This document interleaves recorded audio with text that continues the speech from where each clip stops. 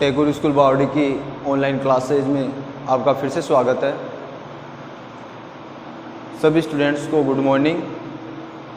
आज हमारा second day है। कल जो हमारी क्लास का जो पहला दिन था उसमें हमने जो हमारे विज्ञान विषय का जो पहला चैप्टर है उसके बारे में अध्ययन किया था। उसमें हमने देखा कि जो सभी सजीव होते हैं उन्हें जीवित रहने के लिए किसकी आवश्यकता रहती है? ऊर्जा की आवश्यकता रहती है, और वह ऊर्जा उन्हें किससे प्राप्त होती है? भोजन से प्राप्त होती है। ठीक है। फिर अब मैं उसमें देखा कि कुछ जीव ऐसे होते हैं जो अपना भोजन स्वयं बनाते हैं। कुछ जीव ऐसे होते हैं जो अपना भोजन स्वयं बनाते हैं। उन सभी जीवों को क्या कहा जाता है? स्वयंपोषी कहा जाता है। ठीक है ना, स्वयंपोषी बोलते हैं। और उसमें मुख्यतः क्या आते हैं? हरे पेड़ पौधे। वो कौन सी प्रक्रिया द्वारा अपना भोजन बनाते हैं? कौन सी प्रक्रिया द्वारा? प्रकाश संश्लेषण प्रक्रिया द्वारा। प्रकाश संश्लेषण प्रक्रिया द्वारा अपना भोजन स्वयं बनाते हैं। उसमें यह भी बताया गया कि प्रकाश संश्लेषण प्रक्रिया होती है, उसमें जो हरे पेड़ पौधे होते हैं वो सूर्य के प्रकाश की उपस्थिति में कार्बन डाइऑक्साइड गैस, जल, ठीक है ना, ये ग्रहण करके क्या करते हैं? भोजन बनाने का कार्य करते हैं। उसे प्रकाश संश्लेषण प्रक्रिया कहा जाता है। फिर हमने ये भी पढ़ा कि कुछ जीव ऐसे होते हैं, जैसे अधिकतर जीव की हम बात करें, जो है जंतुओं की स्पेशली हम बात कर रहे हैं, कि जो ये मुख्यतः भोजन के लिए दूसरे जीवों पर क्या रहते हैं? निर्भर रहते हैं। उन्हें क्या कहा जाता है? विषमपोषी कहा जाता है। जो भोजन के लिए दूसरे जीवों पर निर्भर रहते हैं उन्हें क्या कहा जाता है? विषमपोषी कहा जाता है। ठीक है, ये हो गया था। फिर देखो उसमें बात करें कि ये सारी जो ऊर्जा होती है उसका उपयोग जैविक जो प्रक्रम होते हैं, ये जैविक जो प्रक्रिया होती है उसके अंतर्गत किया जाता है। ठीक है ना, जैविक प्रक्रम या जैविक प्रक्रिया होती है उसके अंतर्गत किया जाता है ये ऊर्जा का उपयोग। उसमें हमने पढ़ा था पाचन है, श्वसन है, उत्सर्जन है। ठीक है, ये सारी चीजें हमने पढ़ ली थी। उसके बाद में कृषि पद्धतियां पढ़ रहे थे हम। उसके साथ साथ कृषि पद्धतियों में हमने देखा कि उसमें बताया कि प्राचीन समय में, बहुत पहले यदि हम बात करें, उस समय जो लोग होते हैं वो क्या होते थे? यानी घुमक्कड़ स्वभाव के रहते थे। ठीक है ना, और वो अपने भोजन है, आवास है, ठीक है ना, इस सभी चीज़ों के लिए एक स्थान से दूसरे स्थान पर लगातार स्थानांतरित होते रहते थे। फिर धीरे धीरे वो भोजन के लिए क्या करने लगे कि जैसे मान लो शिकार करने लगे, जंतुओं का उपयोग करने लगे। फिर धीरे धीरे वो मान लो खेती करना प्रारंभ कर दिया। इस प्रकार से क्या हो गया? कृषि का विकास हो गया। अब इसमें एक हम छोटी सी परिभाषा देखेंगे इस कृषि पद्धतियों में। सबसे पहले परिभाषा की बात करते हैं, और वो परिभाषा देखेंगे किसकी? फसल की, कि फसल क्या है। सबसे पहले फसल, ठीक है, इसकी परिभाषा पढ़ेंगे कि जब एक ही किस्म के पौधे किसी स्थान पर बड़े पैमाने पर उगाए जाते हैं तो इसे फसल कहा जाता है। यानी कहने का मतलब क्या है कि जैसे हमारा कोई एक खेत है, ठीक है ना, और खेत में मान लो जैसे गेहूं उगाया जा रहा है तो उससे बोल सकते हैं फसल, यानी गेहूं की फसल है वो। ठीक है, यानी कहने का मतलब कोई एक विशेष स्थान, यानी एक ही स्थान पर एक ही प्रकार की यदि फसल, यानी एक ही प्रकार के किस्म के पौधे उगाए जाए तो वह क्या कहलाता है? फसल कहते हैं। ठीक है ना, जैसे मान लो मैंने बताया कि हमारा कोई खेत है, उसमें जैसे मान लो गेहूं उगाया जा रहा है, केवल बाजरा उगाया जा रहा है, ठीक है ना, तो वह क्या कहलाती है? फसल कहलाते हैं। उसकी परिभाषा क्या लिखेंगे कि जब एक ही किस्म के पौधे किसी स्थान पर बड़े पैमाने पर उगाए जाते हैं तो इसे फसल कहते हैं। क्या लिखेंगे परिभाषा?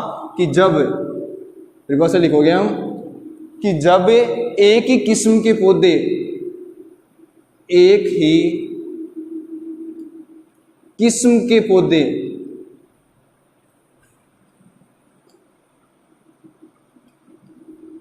जब एक ही किस्म के पौधे किसी स्थान पर बड़े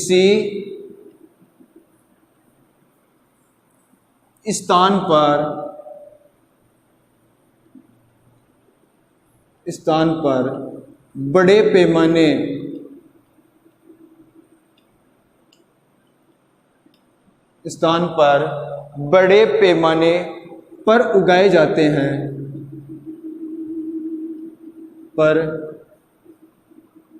पर उगाए जाते हैं,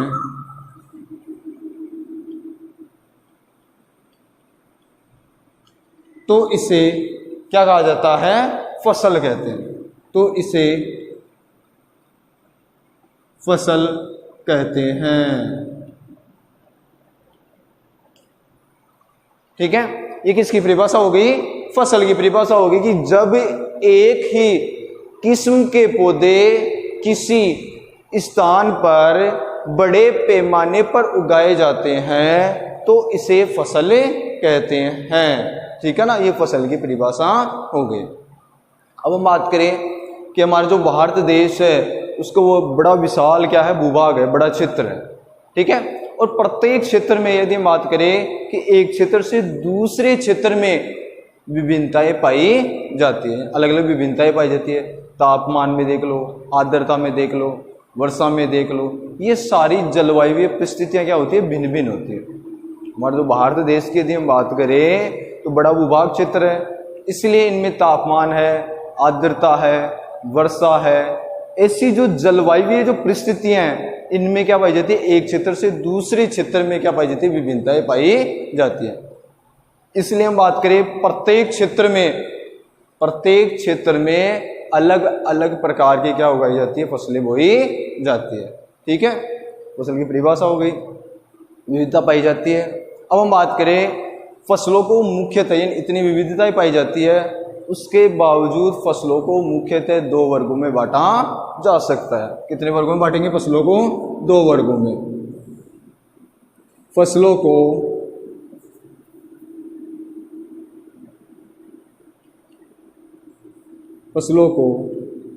मुख्यतः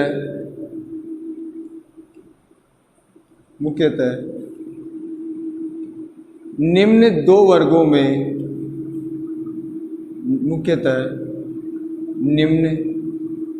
वर्गों में बांटा जा सकता है।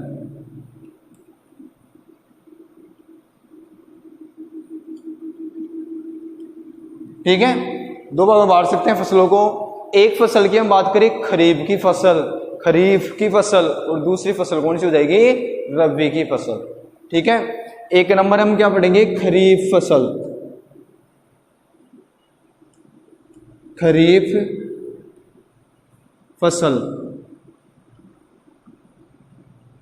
ठीक है, खरीफ फसल की यदि हम बात करें, खरीफ फसल पढ़ेंगे तो ये खरीफ फसल वह फसल है जिसे वर्षा ऋतु में बोया जाता है। यानी खरीफ फसल क्या है, वह फसल जिसे वर्षा ऋतु में बोया जाता है उसे खरीफ फसल कहा जाता है। इन फसल दो प्रकार की हो गई, एक खरीफ फसल और दूसरी पड़ेगी रबी की फसल। खरीफ फसल होती है वह फसल है जिन्हें वर्षा ऋतु में बोया जाता है। और भारत में जो वर्षा ऋतु होती है मुख्यतः जून से सितंबर तक होती है। जून से सितंबर तक वर्षा ऋतु होती है। अब इसमें कौन कौन सी फसल आती है, जैसे धान है, मक्का है, सोयाबीन है, मूंगफली है, कपास है आदि इसके अंतर्गत आती है। धान, मक्का, सोयाबीन, मूंगफली, कपास आदि सारी जो फसलें होती है कौन सी फसल है, खरीफ की फसल है। तो हम लिखेंगे क्या हम कि वह फसल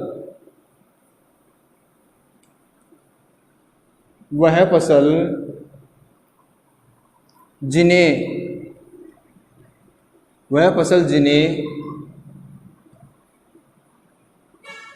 वर्षा ऋतु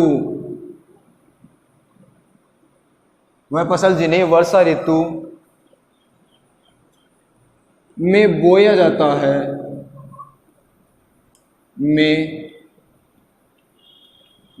जाता है उसे क्या बोलते हैं, खरीफ की फसल कहते हैं। बोया जाता है उसे खरीफ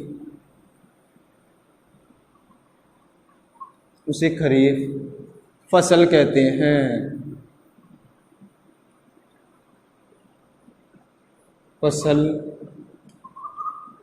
कहते हैं। ठीक है, ये होगी खरीफ की फसल। अब भारत में जो वर्षा ऋतु है,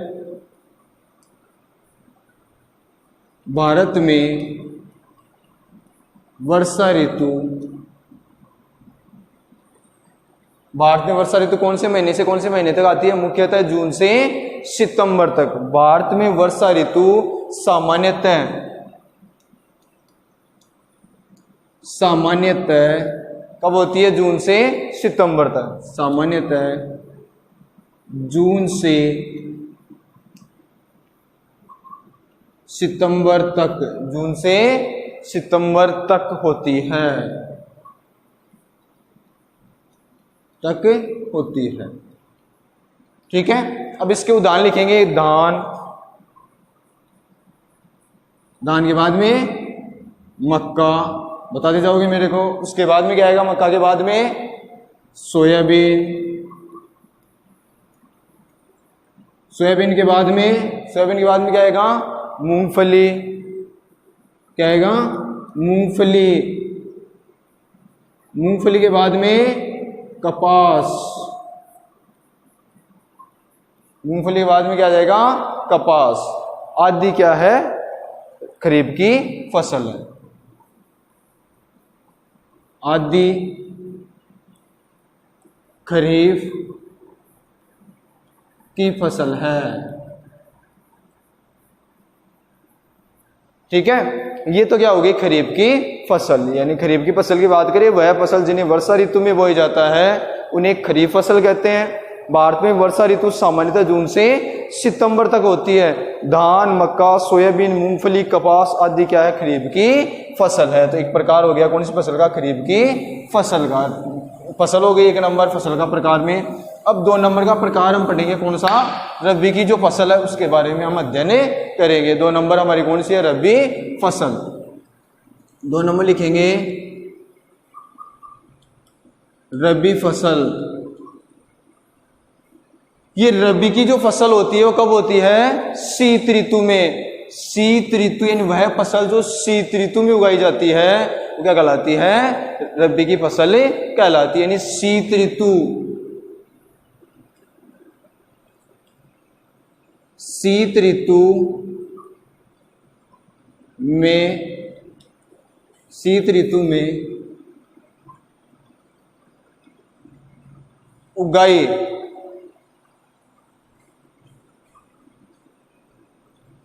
जाने वाली फसल रबी फसल कहलाती है। रबी फसल कहलाती है। ठीक है ना? रबि फसल किसे बोलते हैं? शीत ऋतु में उगाई जाने वाली फसल कौन सी कहलाती है? रबी की फसल कहलाती है। ठीक है ना? इसके यदि हम बात करें शीत ऋतु मुख्यतः कब आती है? अक्टूबर से मार्च तक। शीत ऋतु मुख्यतः, शीत ऋतु मुख्यतः अक्टूबर से मार्च तक आती है। अक्टूबर से मार्च तक कौन सी ऋतु आती है? शीत ऋतु। अक्टूबर से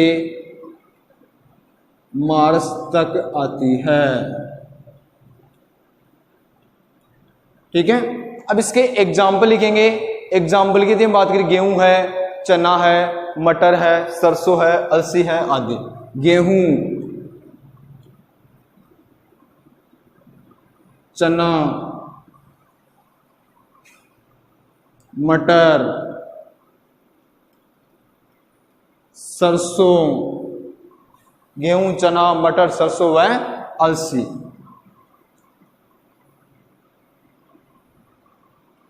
अलसी कौन सी फसल है? रबी फसल।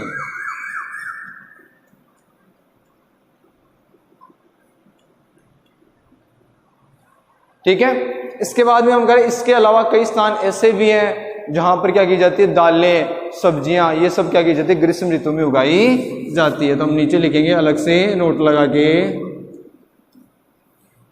कई स्थानों पर, कई स्थानों पर, जैसे हम बात करें दालें, दालें वह क्या है बताया था मैंने? दालें वह सब्जियां।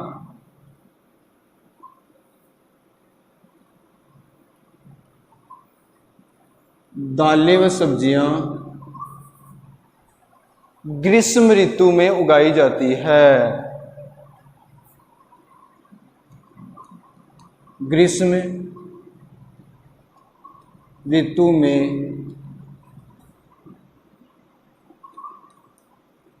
उगाई जाती है। ठीक है, ये हो गया आज हमारा टॉपिक 2। एक तो फसल क्या है, मेरे साथ रिवाइज करोगे, साथ ही साथ बोलोगे। सबसे पहले हम परिभाषा देखेंगे कि फसल क्या है। तो जब एक ही किस्म के पौधे किसी स्थान पर बड़े पैमाने पर उगाए जाते हैं तो इसे फसल कहते हैं।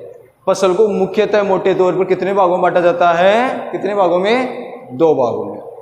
पहला भाग हम कौन सा पढ़ेंगे? खरीफ की फसल, यानी खरीफ फसल। खरीफ फसल क्या है? वह फसल जिन्हें वर्षा ऋतु में बोया जाता है उसे खरीफ फसल कहा जाता है। ठीक है, अब भारत में जो वर्षा ऋतु होती है सामान्यतः जून से सितंबर तक होती है। इसके एग्जाम्पल की यदि हम बात करें, जैसे धान, मक्का, सोयाबीन, मूंगफली, कपास आदि, ये सब किस में आते हैं? खरीफ की फसल में। ठीक है, रबी की फसल की यदि हम बात करें कि शीत ऋतु कब आती है? अक्टूबर से मार्च तक में उगाई जाने वाली जो फसलें होती है वे फसलें रबी की फसलें कहलाती है। ठीक है ना। इसका एग्जाम्पल की हम बात करें, गेहूं है, चना है, मटर है, सरसों है, अलसी है आदि। ठीक है, इसके अलावा कई स्थानों पर दालें व सब्जियां होती है, सब्जियां ग्रीष्म ऋतु में उगाई जाती है।